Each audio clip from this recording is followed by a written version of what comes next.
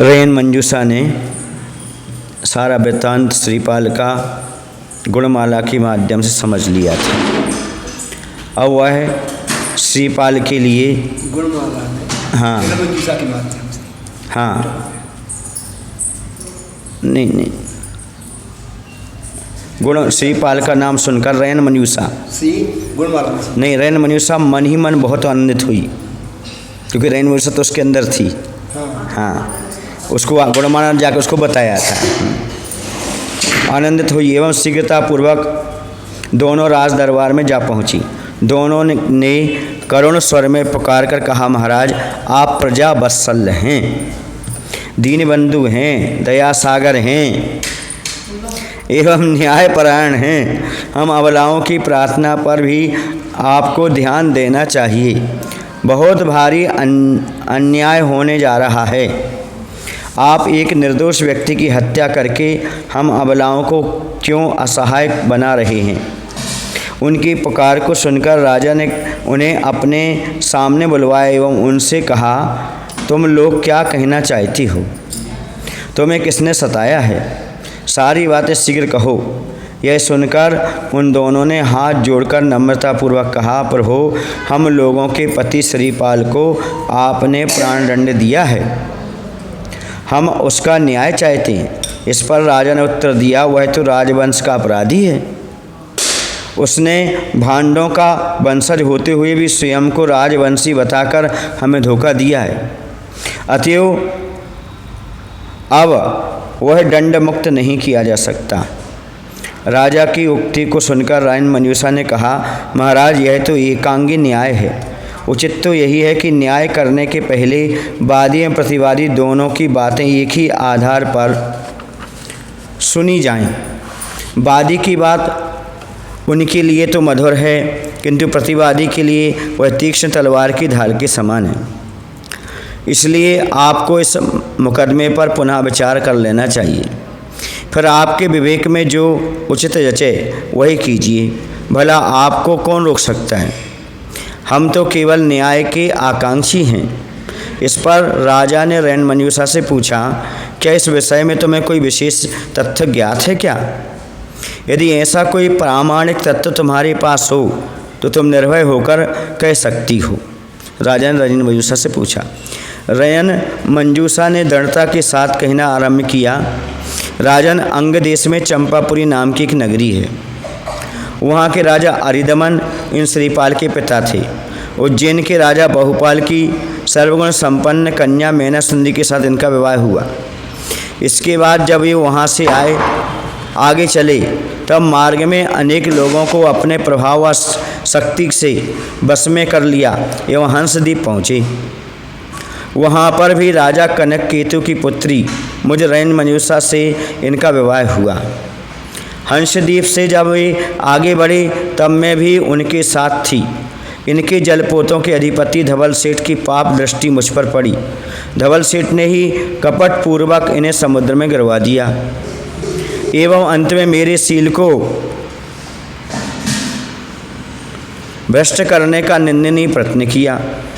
जिन धर्म के प्रभाव से एक जलदेव ने मेरी रक्षा की एवं विदा लेते हुए कहा कि तू किसी प्रकार की चिंता न कर, शीघ्र ही तेरे पति तुझे मिलेंगे तथा वे एक बहुत प्रतापी राजा हो जाएंगे।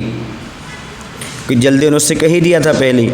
जलदेव के आश्वासन पर पति प्राप्ति की आशा से आज तक मैं अपने प्राणों की रक्षा कर रही हूँ। यह वही श्रीपाल हैं जो मेरे पति हैं। मैंने सब बातें सत्य सत्य आपसे कह दी हैं। अब न्याय करना आपके हाथ में है। मैं आपसे अपने पति की प्राण भिक्षा मांगती हूँ। या तो आप हमारे पति को हमें सौंप दें, अन्यथा उन्हीं के साथ हमारी मृत्यु भी अब अपनी आँखों से देख लें। इसके अतिरिक्त ना तो मैं कुछ चाहती हूँ, जानती हूँ तथा ना कुछ कह ही सकती हूँ। अब यह भी सुनी सुनाई बात कही इसने भी। कौन सी? वो मेनासुंदी और ये, क्योंकि इसने देखा तो है नहीं है। रेन मंजूषा के मुख से श्रीपाल के संबंध में इन बातों को सुनकर राजा बहुत प्रसन्न हुआ एवं अपने अनर्थकारी अविवेक पर पश्चाताप प्रकट करने लगा। तत्क्षण वह श्रीपाल के पास गया एवं उनसे विनयपूर्वक कहने लगा, कुमार मुझसे बहुत बड़ा अपराध हो गया। क्षोभ बस में क्षोभ होना चाहिए। क्षोभ बस में पूर्ण रूप से सत्यासत्य का विचार नहीं कर सका एवं भारी भूल कर बैठा। मेरे अपराध को आप क्षमा करें। मुझे अविवेक पूर्ण निर्णय पर बड़ा पश्चाताप है तथा मैं अपनी ही दृष्टि में हे एवं अधर्मी प्रमाणित हो गया हूँ। अब आप बीती बातों को भूल जाएं एवं सम्मानपूर्वक महल में पधारने की कृपा करें। राजा की बातें सुनकर श्रीपाल ने कहा, महाराज अनादिकाल से संसार में कर्म ही प्राणियों को कभी घोर दुख एवं कभी अलौकिक सुख दिया करता है। यह सब मेरे कर्मों के ही कारण हुआ है। इनमें आपका रंच मात्र भी दोष नहीं। पहले के लोग कितने अच्छे होते थे, कोई कितना कुछ गलत करते थे कहते थे कि कसब कर्म का उदय है।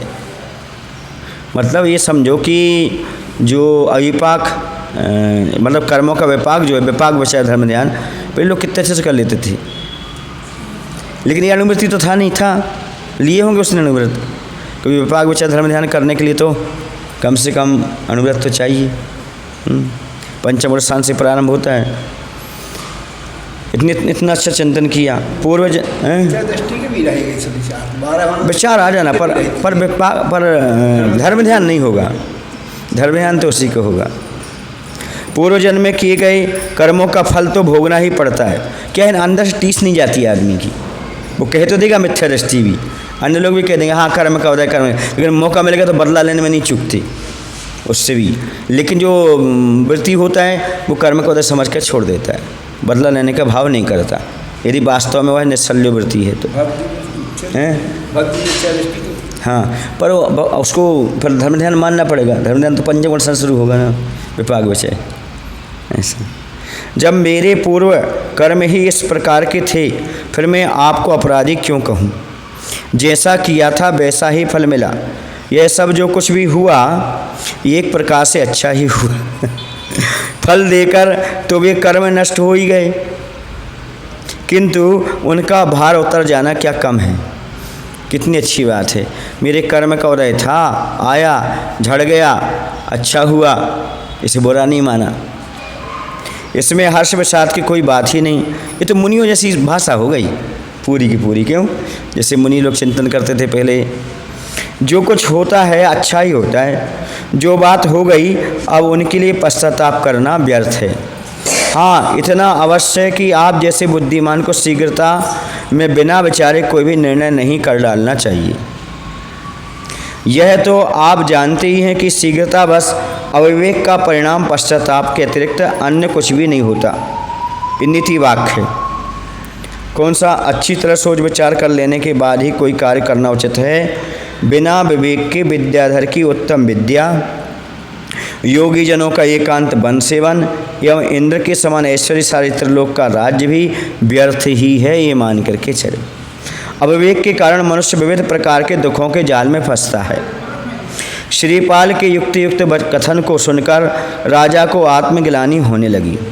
राजा को अपने अंदर ग्लानि उत्पन्न हुई। वह नतमस्तक होकर उसकी बातों को सुनता रहा। ये कहलाते हैं विद्वान ज्ञानी लोग। यदि कोई गलत हो जाता है तो उनको आत्मग्लानि होती है। आज का व्यक्ति तो गलती को स्वीकार ही नहीं करता, एक्सेप्ट ही नहीं करता। मैं गलत हूँ, गलती की है, ये सब धष्टापुर जो बातें होती हैं ना, ये क्या बोले उनको, दूरादूर भव्य जैसी रहती हैं। भव्य जी तो हो सकते हैं पर दूरादूर जैसे लगते हैं। मतलब गलती को गलती रूप में मानना ही नहीं, ये स्थिति हो जाती है आज की। अंत में उन्हें सम्मानपूर्वक उत्तम हाथी पर चढ़ाकर सोसाय राजप्रसाद में ले जाया गया। सूली पर नहीं चढ़ाया श्रीपाल को। अब आगे क्या होता है, क्या बदलाव होता है, धवल से आता है, क्या होता है देखो। सूली कैसी होती है? सूली वही फांसी नहीं, अंदर है, क्या पता। ये है, ये चौका रखा ना, ये अस्त गड़ा है इसमें, ये पेना नुकीला, ये समाज उस पर बिछा करके बस सूली कहलाता है। फांसी पे चढ़ाया जाता है, ये से सूली पे फांसी पे लटकाया जाता है, सूली पे चढ़ाया जाता है। ये दोनों में होता है। फिर यहाँ से ऊपर तक जाती कब उसमें? हाँ, निकल जाती। जो मधुरमणि का जो दृश्य है ना, वही तो है उसमें। जैसे चबूतरा बना दिया, लाइन से उसमें लंबी सुई लगी है, उसमें से पटक दी। इसमें भाला जैसे उनकी अस्त्र लगा रहेगा, और ऐसे जगह हम बैठे ना, दंगा यहाँ पकड़ेगा, यहाँ पकड़ेगा, और उसको बैठा के दबा। फांसी से ज़्यादा तकलीफ तो इसमें। हाँ, ये सुनी सजा। तो आज फांसी की सजा तो है, पर सुनी की सजा तो फांसी नहीं से तो सजा। एक बार हो गया। नगर में चारों ओर जो विषाद की काली घटाएं घिराई थीं, उनका नाश हो गया एवं आनंद की निर्मल प्रभा छिटक रही थी। सभी प्रसन्न थे। जब श्रीपाल अंतःपुर में पहुँचे तब रैन मंजूषा एवं गुणमाला दोनों ने अपने पति की आदरपूर्वक वंदना की तथा बहुत प्रसन्न हुई। अब दोनों मिल गई। अब राजा ने धवल सेठ को पकड़ लाने के लिए सेवकों को भेजा, पकड़ो पट्टा को, क्योंकि उसने सब गड़बड़ किया, पोल खुल गई उसकी। उसे पकड़कर उसकी दुर्दशा करते हुए राजा राज दरबार में ले गए, लेकिन ये छुड़वा देगा। श्रीपाल तो वैसे ही चरम शरीरी है, ऐसा मारते पीटते तक घसीटते हुए उसे राजा के पास पहुंचा दिया। राजा ने श्रीपाल को भी बुलवाया एवं उनसे पूछा, हमने इस दुष्ट को दंड देने का विचार किया है, इसकी कृतज्ञता हमें दंड देने के लिए बाध्य करती है। इतना तुम्हारे ऊपर उपकार किया और तुमने ऐसा किया, तो क्या दंड नहीं होगा क्या? राजा कह रहा है, भला जिसने आप जैसे परोपकारी धर्मात्मा पुरुष को बिना कारण ही बारंबार बुरी तरह सताया, उसको दंड देना क्या उचित नहीं है? हमने उसको प्राण दंड देने का निश्चय किया है। कहिए आपका क्या विचार है? राजा के वचनों को सुनकर श्रीपाल ने धवल सेठ की ओर दृष्टिपात किया। वह एकदम विवेक शून्य एवं क्लांत था, साथ ही लज्जा बस अपने सिर को झुकाए हुए था। उसकी इस दुरवस्था पर श्रीपाल को दया आ गई, ले फिर आ गई, 2-3 बार दया कर चुका है, तथा संताप भी हुआ। श्रीपाल ने राजा से कहा, महाराज मेरा कहना यही है कि इन्हें मैंने अपना धर्म पिता माना है, इसलिए मैं यह कदापि नहीं चाहता कि इनको मेरे ही कारण इतना कठोर दंड भोगना पड़े। यद्यपि इन्होंने अपनी ओर से मेरे प्रति घोर अन्याय किया है, तथापि ये अन्याय मेरे लिए मंगल स्वरूप एवं आनंद के कारण हुई। पुण्यशाली जी को जितना भी कष्ट पहुंचा वो कैसे हो जाते हैं? हाँ, दुविधा भी सुविधा बन जाती है। यदि इन्होंने ऐसा ना किया होता तो भला मैं आपका दर्शन कैसे कर पाता? यो अतुल ऐश्वर्य के साथ गुणमाला जैसी सुंदरी गुणी पत्नी को पाकर अनुपम आनंद प्राप्त करने का सौभाग्य किस प्रकार प्राप्त करता? श्रीपाल के उदारतापूर्ण वचनों को सुनकर राजा ने धवल सेठ को उसके अन्य साथियों सहित मुक्त कर दिया तथा श्रीपाल का यथेष्ट सम्मान किया। श्रीपाल की अनुपम दयालुता, उदारता, क्षमाशीलता एवं गंभीरता आदि को देखकर धवल सेठ बहुत प्रभावित हुआ। वो तो पहले ही हो जाना चाहिए था उसके लिए तो, लेकिन अब हुआ। उसका मन गिलानी से युक्त था। उसने श्रीपाल की स्तुति की एवं मन ही मन पश्चाताप करने लगा। उसने सोचा, जिसने मेरे साथ कई बार बड़ा सद्व्यवहार किया या मेरा उपकार किया, भला उसी को कष्ट देकर मैंने महापाप का उपार्जन क्यों किया? उसकी उदारता को धन्य है। हमारे गुरुतर अपराधों को भी उसने सहज में ही क्षमा कर दिया। मेरे जैसे नीच पापी को इस संसार में कहाँ स्थान मिलेगा? वह स्वयं गिलानी कर रहा है, पश्चाताप कर रहा है। वह आत्मगिलानी में जलने लगा। ज्यों ही शोकानुतप्त होकर उसने एक लंबी सांस ली, ज्यों ही उसका विशाल उदार विदीर्ण हो गया, एवं तत्काल ही उसके प्राण निकल गए, मर गया। पश्चाताप में की आग में स्वयं मर गया। पापोदय के कारण वह मरकर नरक में गया।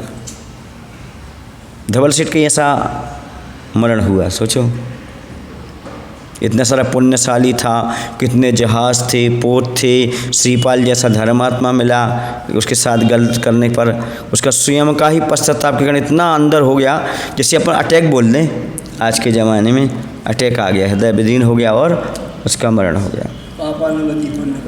और क्या ये कहो, पापोदय कारण वह नरक गया। सेठ की मृत्यु के समाचार को सुनकर श्रीपाल को हार्दिक संताप हुआ। मेरे कारण हुआ, उसे दुख हुआ कि मेरे कारण उसको इतना टेंशन हुआ, जबकि उस यहाँ अपने कर्मों से भोग रहा है। पर निमित्त कौन बन गया? श्रीपाल बन गया। सोचो, पहले के लोग किस प्रकार के काम करते थे।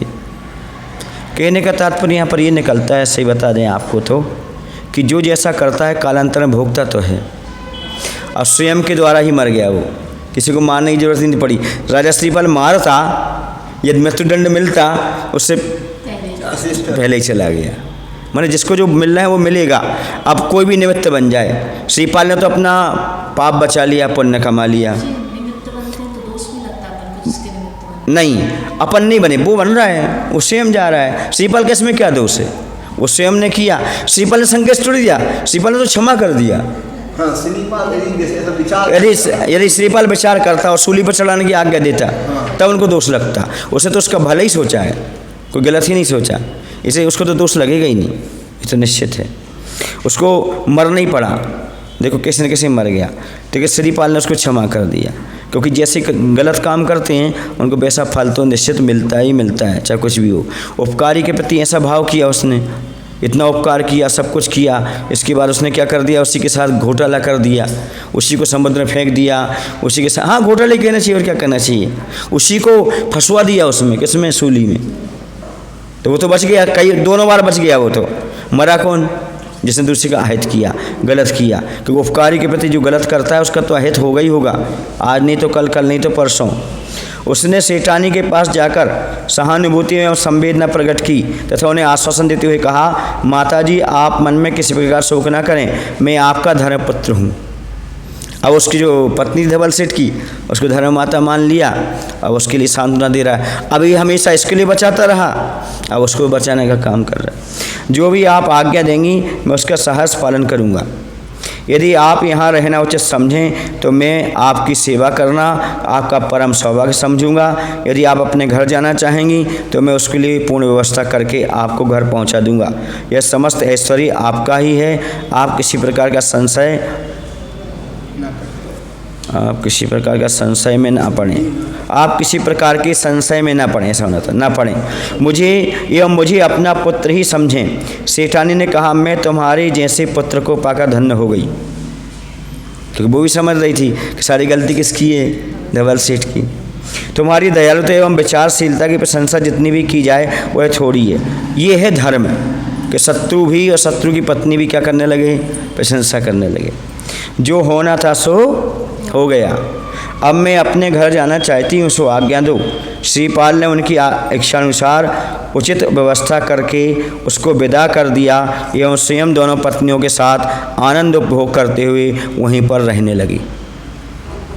जो श्रीपाल की तो कुछ विचार रहे, हाँ, शरीर गामी होने से ऐसे विचार रहे। बिल्कुल, जैसे कई परंपरा पढ़ो तो उसमें स्पष्ट लगा है कि नारायण बलभद्र है, विरक्त से अपनी कार्य करते हैं। हाँ, नारायण के भाव बिगड़ जाते हैं लेकिन बलभद्र के नहीं बिगड़ते हैं ऐसा, क्योंकि भवितव्यता से भी तो विचारधारा रहती है। आदमी का आगे का भविष्य कैसा है वर्तमान की विचारधारा बता देती है, आगे तुम्हें कैसे बनना, तुम्हारा भविष्य कैसा है। अब आगे चित्रलेखा के साथ विवाह हो जाएगा। एक दिन की बात है, श्रीपाल अपनी दोनों पत्नियों के साथ बैठे हुए प्रेमालाप कर रही थी कि द्वारपाल आया एवं बोला, महाराज द्वार पर एक दूत आया है तथा आपका दर्शन करना चाहता है। 12 साल की बोल के गया था, कितने साल की बात करके पहुंचे था। 12 साल। हाँ तो 12 लेके जाए। आपकी क्या आज्ञा है? द्वारपाल आया। श्रीपाल ने उस दूत को अंदर लाने की आज्ञा दी। श्रीपाल की आज्ञा के अनुसार वह भीतर पहुंचा दिया गया। श्रीपाल के सामने आकर उसने नमस्कार कर बड़ा नम्रतापूर्वक निवेदन किया, देव आपके इस नगर से थोड़ी ही दूरी पर एक अनन्य सुंदर एवं विशाल नगर है। वह अन्य धन एवं मणि कांचन से परिपूर्ण है। उस नगर के राजा का नाम मकर केतु है। वह अत्यंत दयालु एवं न्यायपरायण है। उनके आदर्श राज्य में कोई प्रजन दुखी नहीं है। उनकी रानी का नाम कर्पूर तलका है। हाँ, कर्पूर। रानी कपूर तलका के गर्भ से चित्रलेखा नाम की एक अत्यंत सुंदर कन्या उत्पन्न हुई है। अब देखो जी यहाँ है और वहाँ कोई न कोई निमित्त वाणी कुछ बताया होगा। ज्यों-ज्यों कन्या की अवस्था बढ़ती गई त्यों-त्यों उसका रूप, गुण, बुद्धि, शील एवं विद्या भी बढ़ती गई। जब वह विवाह के योग्य हो गई तब राजा ने उसके वर के विषय में अवधि ज्ञानी मुनि से प्रश्न किया था।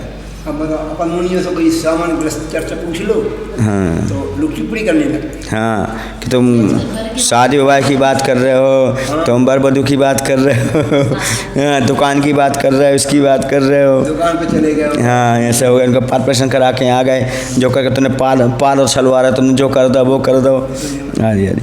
मुनि ने उस कन्या पहले ये सब होता था। आप पहले के मुझे अच्छे, अब क्या है ना कि पंचम काल है, इसमें क्या है ना दुष्ट प्रकृति के लोग मिलेंगे, धर्मात्मा बहुत कम मिलेंगे।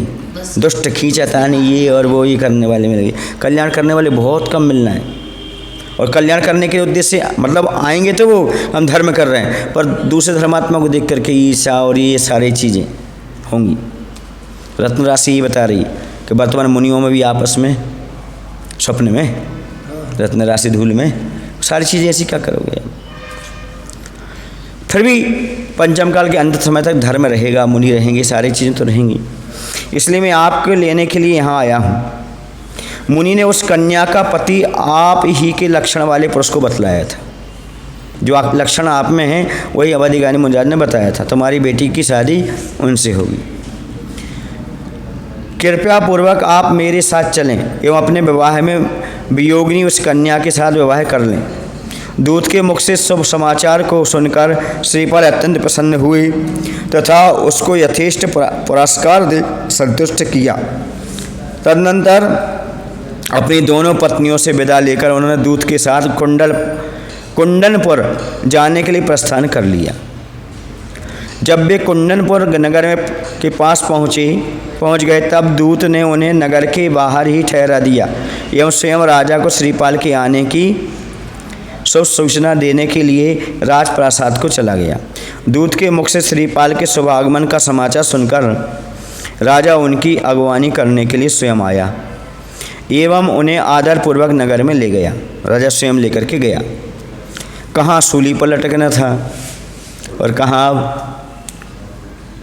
इसके बाद श्रीपाल ने कुलगोत्र आदि ज्ञातव्य विषयों को जानकर श्रीपाल के कुलगोत्र आदि ज्ञातव्य विषयों को जानकर सायपूर्वक शुभ मुहूर्त में योग्य विधि के अनुसार अपनी कन्या का विवाह उनके साथ कर दिया। दहेज में अनेक हाथी, घोड़े एवं पुरपत्तन आदि दिए गए। इस गांव नगर के नाम होते हैं ऐसे।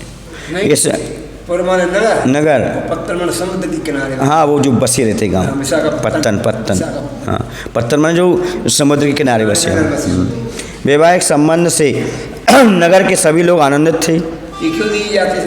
द्रोण, पत्तन, ग्राम, संवाहन ये सब खोले हैं। क्या क्या नगर वगैरह क्यों दिए जाते थे? क्योंकि राजा हैं, राजस्व प्राप्त करने के लिए।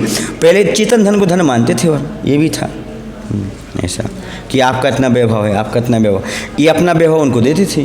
पहले ही वैभव चलता था, पहले वो तो था नहीं। हाँ राज्य दे दिए ऐसा।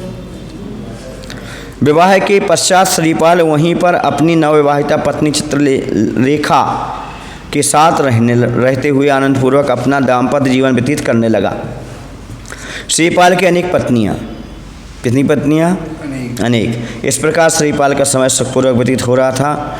एक दिन जब श्रीपाल अपनी पत्नी चित्रलेखा के साथ प्रेम संभाषण में लीन था तब प्रहरी ने आकर कांचनपुर के दूत के आगमन की सूचना दी।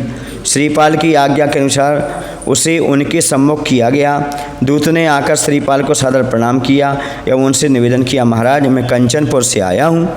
वहाँ के राजा वज्रसेन ने मुझे आपकी सेवा में भेजा है। यह पुण्य से कहीं ना कहीं से लोग आ जाते हैं। उनकी रानी कंचनमाला के गर्भ से सुशील, गंधर्व, यशोधर एवं विवेक नाम के 4 पुत्र उत्पन्न हुए जो कि गुण एवं साहस में अद्वितीय हैं तथा विलासमती आदि 900 पुत्रियां उत्पन्न हुई। कितनी? 900 पुत्र कम है लेकिन यार सब बेटियों की संख्या ज़्यादा रही नहीं। कंचनमाला से 4 पुत्र और विलासमती आदि बहुत सारी, उनसे 900 पुत्रियां उत्पन्न हुई जो कि रूप लावण्य की खानी थी। लेकिन पुत्र तो 4 ही हुए ना। राजा ने जब अपनी विवाह योग्य समस्त पुत्रियां हेतु वर के विषय में किसी निमित्त ज्ञानी से प्रश्न किया, अब ले तो उन्होंने उन 900 कन्याओं का विवाह एक ऐसे पुरुष के साथ होना बतलाया जो लक्षणों में आप श्रीपाल के सदृश, 12 नहीं 900, अभी आप 12 गिन रहे थे हैं, एक पुरुष। हाँ तो 96,000, 30,000, 20,000, 16,000 राजा महाराज के पहले होती थी। और कामदेव श्रीपाल कोटि भट्ट।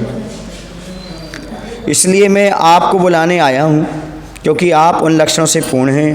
कृपया आप मेरे साथ चलें एवं उन कन्याओं के साथ विवाह कर अनुग्रहित करें, यही राज संदेश है। इस संदेश को सुनकर श्रीपाल अत्यंत प्रसन्न हुए एवं ससुर की आज्ञा लेकर कंचनपुर जा पहुँचे। वहाँ के राजा ने अपनी 900 कन्याओं का विवाह श्रीपाल के साथ शुभ मुहूर्त में कर दिया। 900 जैसे बड़ी सभा में 1000 व्यक्ति आए, ऐसे कहते हैं ना, 1000 व्यक्ति आए, 500 आए। हाँ, सभा में श्रीपाल अपनी नवविवाहित 900 पत्नियों के साथ वहीं पर अनपुक रहने लगा।